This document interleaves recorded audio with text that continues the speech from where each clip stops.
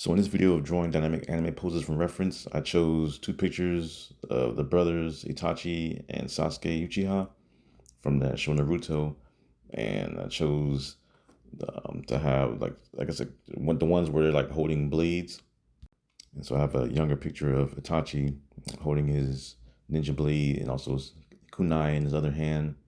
So you see in this one, you see that normally I would start out with shapes, but in this one I show you a different method of how I like to draw dynamic poses, drawing kind of like the speed lines or the kind of like silhouette lines of where I'm going to place everything onto the paper.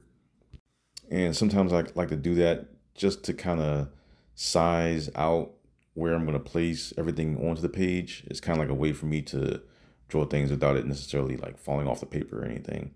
It's kind of like it's almost like you're measuring things out rather than just drawing the shapes out. And then sometimes the pose may be larger than the paper or whatever.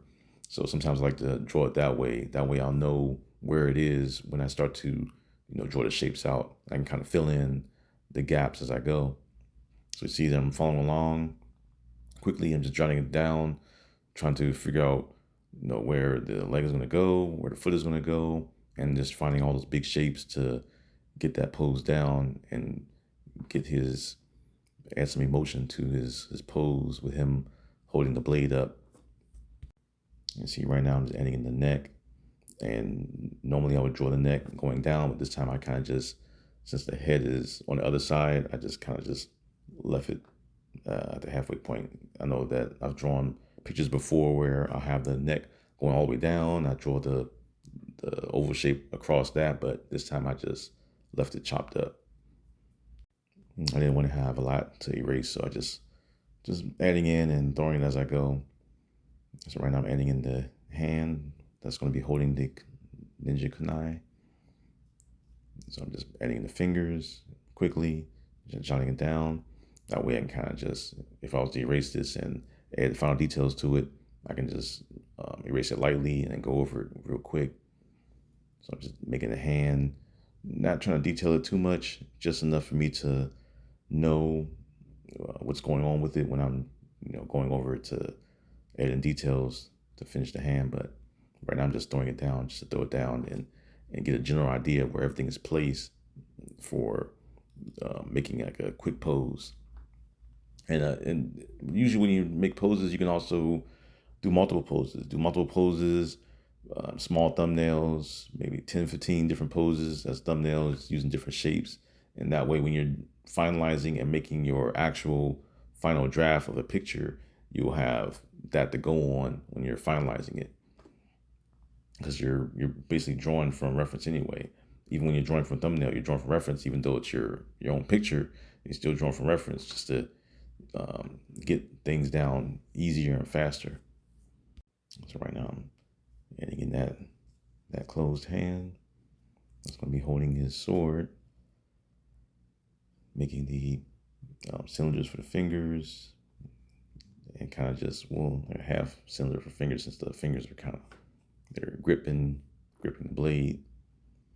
And everything is always either circles, ovals, cylinders, things like that, boxes if I'm drawing swords or weapons and things like that. Even if I'm drawing,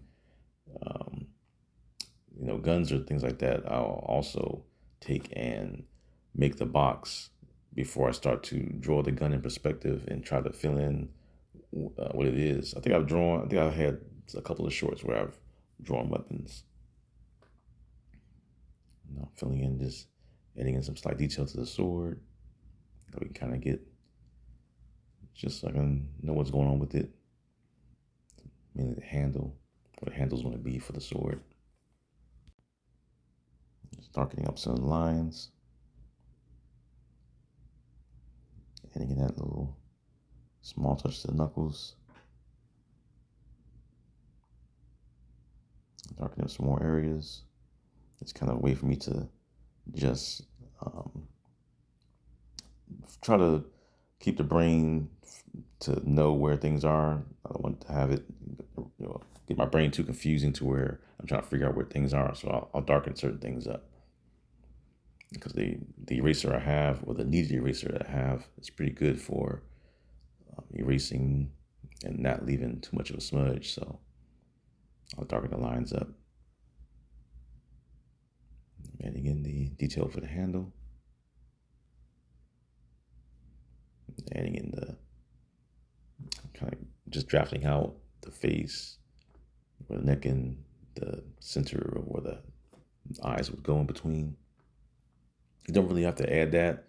Just kind of a way for me to just figure out where everything is. Just to add like a little final touch to it. And in the little stomach. Now for this one, I chose Sasuke. He's kind of in this like real dynamic action state with his blade, getting ready to attack.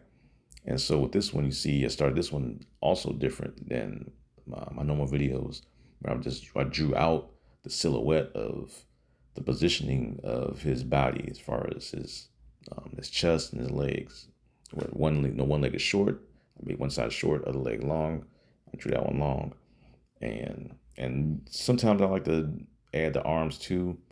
I didn't in this case. I just kind of drew out where the legs are going to go, just because I kind of know where the arms are going to be placed. As far as the shoulders will typically be placed with the circle, so I'll just add the circle first for the shoulder, and then I'm adding in the body and so forth, going on from there. So right now I'm adding in the body, cylinder for the arm, and for that one I kind of just real quick did like a quick gesture going up. That way I can kind of know where the arm will be placed, or the length of how far I'm gonna have the arm go, because I know that at this point I'm already kind of at the edge of the paper, so I kind of just did it real quick so I can know how far it's gonna go. I mean, it's gonna go off the paper anyway, but you know, that's is what it is. You gotta just work with it, and keep on going. So right now I'm adding in the circle for the elbow, cylinder for the forearm. Get that in there. Also the hand. And you see that because I drew everything, and because I made that quick silhouette at the beginning, I already know where everything else is going to go, because I already have the body, the arms, the shoulders, the head, and both the legs are like already there.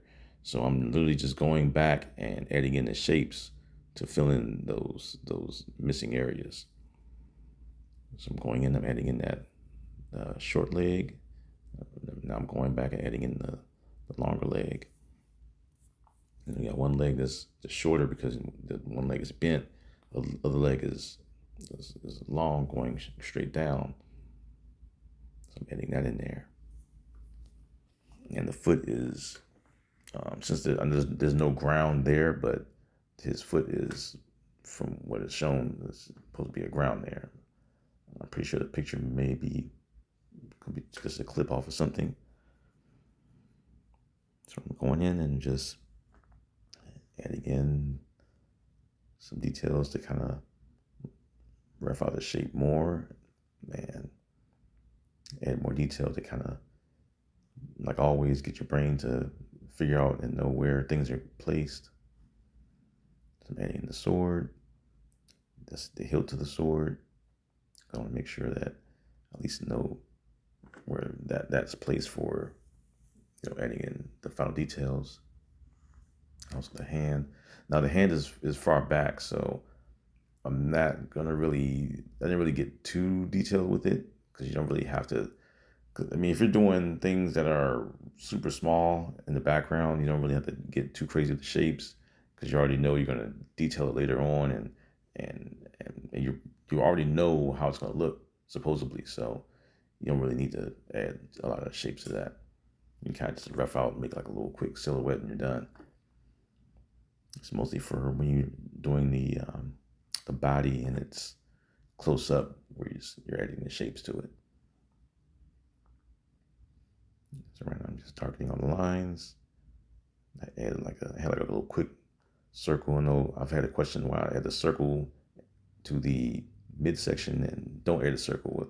Sometimes I want to add the circle, sometimes I don't. I guess it depends on how I feel when I'm doing a pose, or when I'm trying to figure the pose out. Some poses I won't add one. I think I added one in this one, a circle to his midsection, just kind of like a way of showing a rotation when I'm doing poses. A lot of poses, when you're rotating in a certain position or a certain way, I'll add a little circle there, and then I'll just draw the waist and the chest to kind of add to that. And I'll make a video showing that sometime in the future. So right now I'm just darkening everything up, adding in that last foot. That's it for this video. Want to see more videos like this? Like button, subscribe, comment for anything else you want to see. All right, take care.